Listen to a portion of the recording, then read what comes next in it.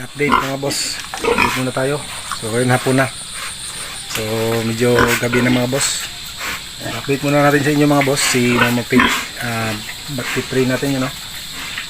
So 2 months na siya ngayon mga boss. Sa kahapon pala mga boss. So 20 na ngayon, kahapon 19. So 2 months na siya mga boss. Yan, si Mama Pig free natin. So laki ng tiyan mga boss, oh.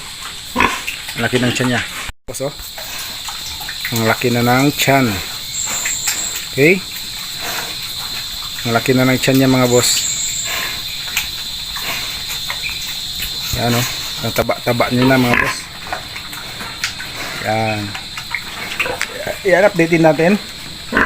1 week simula ng EI. 14, 15. 6 days pa lang pala mga boss. Bukas magwa 1 week siya.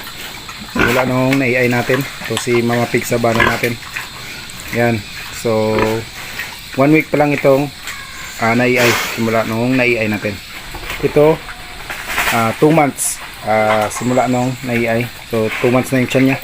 Yung mga boss, ang laki ng tiyan. Lalo na at bagong kain lang yan mga boss. Okay, update rin dito sa ating dalawang patining. Yan. So linalamok na. Yan mga boss, oh.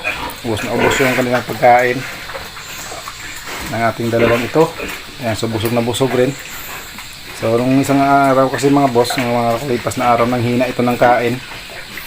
Halos hindi talaga kumain mga boss buong araw. So ang ginawa natin mga boss, ininjikan natin yan ng antibiotic. So katapos nun, nag-vitamin sagad. So ayan, yun naman mga boss, oh. Busog na busog, oh. Yan, so ito yung ano din, ito rin yung isa natin mga boss. Ayan, isa natin, yan. So busog na busog rin mga boss, oh. Halos hindi ka nakaubos, oh. Hindi pa nasipot yung ano, hindi pa na ano niya. Pero mamaya mga boss, kakainin niya rin yan. Yan.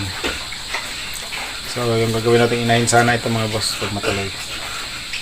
Yan mga boss, oh. Halos hinihingal sa kabusog. Yan. So ito bukas mga boss, gagawin ko na itong 1.5 kada kain yung dalawang ito. 1.5 per meal sa dalawa na ito. Ito 1 kilo lang, 1 kilo per meal. So mas marami naman kasi itong kain mga boss, kasi mas malaki siya isa dito sa dalawa natin. Yan. Mga boss, oh. Halos nakukulangan pa yan. Halos nakukulangan pa mga boss. Yan, yung ating inahin. 2 months na yun siya mga boss, ha. 2 months na. Ayun, 1 week bukas. 1 week yan bukas mga boss. Okay, yan lang muna mga boss ang ating update, no. Sa ngayon yung live weight natin dito mga boss ay nasa 180 per kilo ng ating live weight ngayon. Yung ating pork nasa 350 ang kilo mga boss sa market. Dahil medyo mahal yung live weight natin, nasa 180. Nung mga nakalipas na weeks mga boss ay naging 200. Tapos bumaba ng 160, ngayon naging 180 na naman. So ganyan lang talaga mga boss ang buhay, no, sa pag-aalaga ng baboy.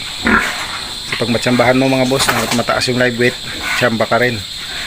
Pero pag natsimpuhan mo rin na mababa yung live weight natin, yun lang mga boss.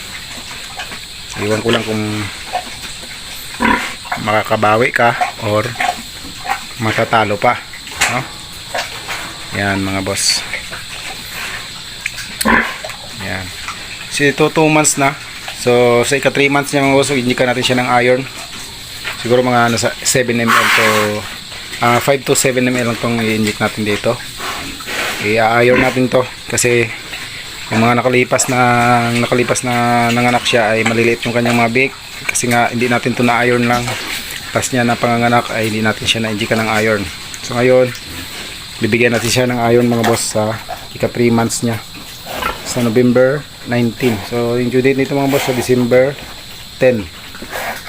Yung panganganak niya sa December 10. Yan. So ito, mauna sana to, kaso lang nag-reheat ito 2 beses mga boss. So ngayon sa pangatlo niya, hindi ko yan siya pinaiay. Sa pang-apat niya, doon ko siya tinira.